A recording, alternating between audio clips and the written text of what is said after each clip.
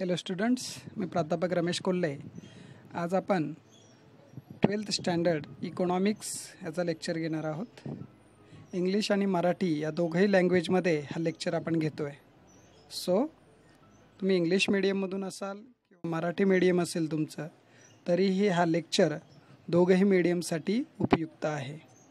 So आपल्या चॅनलला subscribe करा, लाईक करा. Let's start. 12th स्टँडर्डमध्ये आपल्याला जे इकॉनॉमिक्स दिलेलं आहे त्यामध्ये आपण मायक्रो आणि मॅक्रो इकॉनॉमिक्सचा अभ्यास करत आहोत. ओके, सो लेक्चरला आपण स्टार्ट करतो आहे. Micro economics and macro economics are two main branches of modern economics. So micro economics and macro economics are branches of economics. ह्या इकॉनॉमिक्सच्याच एक शाखा आहे. मायक्रो आणि मॅक्रो अशा इकॉनॉमिक्सच्या मॉडर्न इकॉनॉमिक्सच्या दोन शाखा आहे. The term micro is derived from Greek word mikros. Micro हा जो वर्ड आहे याची उत्पत्ती ग्रीक वर्ड मायक्रोज याच्यापासून झालेली आहे, विच मीन स्मॉल.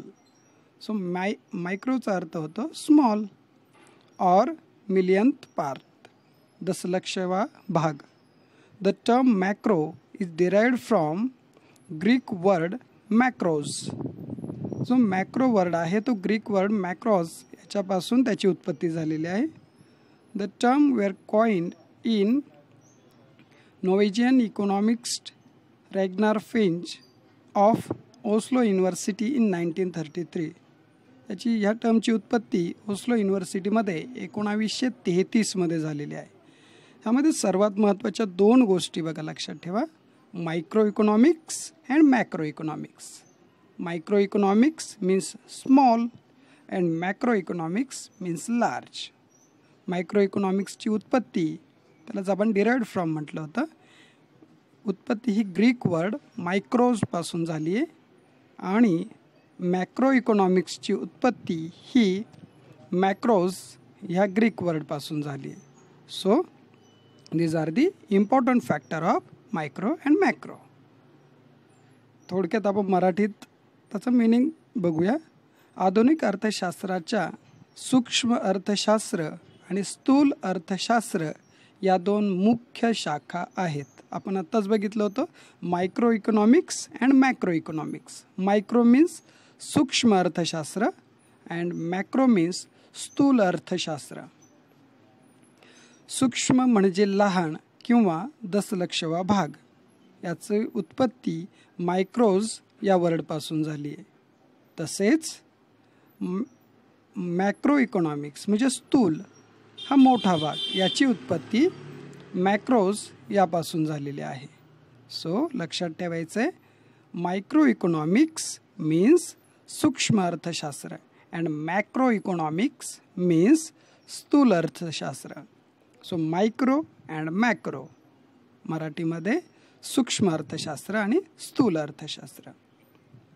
मिनिंग बघतोय आपण. Micro economics, micro means small part of things. It is a small part. Micro economics thus deals with small part of the national economics. National इकॉनॉमीचा एक छोटासा भाग, individual पार्टचा अभ्यास आपण मायक्रो इकॉनॉमिक्समध्ये करतो. संपूर्ण अर्थव्यवस्थेचा आपण अभ्यास नाही करणार आहोत, त्यातील एखाद्या घटकाचा अभ्यास करणार आहोत, small things. It studied the economic action and behaviour of individual units such as an individual consumer, individual producer or firm, the price of the particular commodity or factor. यामध्ये आपण संपूर्ण अर्थव्यवस्थेचा, ऑल इकॉनॉमीचा स्टडी न करता आपण individual पार्टचा study करणार आहोत. So micro is a small part of things. It is a small part. Here we studied just individual factor. We can not study entire economy.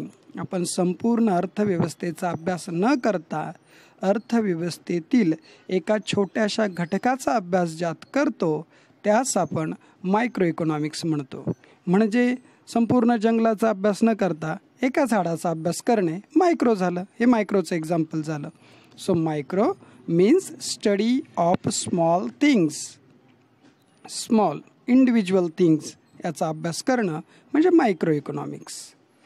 सूक्ष्म मराठीत बघूया. सूक्ष्म म्हणजे वस्तूचा लहान भाग किंवा हिस्सा होय. सूक्ष्म अर्थशास्त्र राष्ट्रीय अर्थव्यवस्थेच्या लहान भागांशी संबंधित आहे.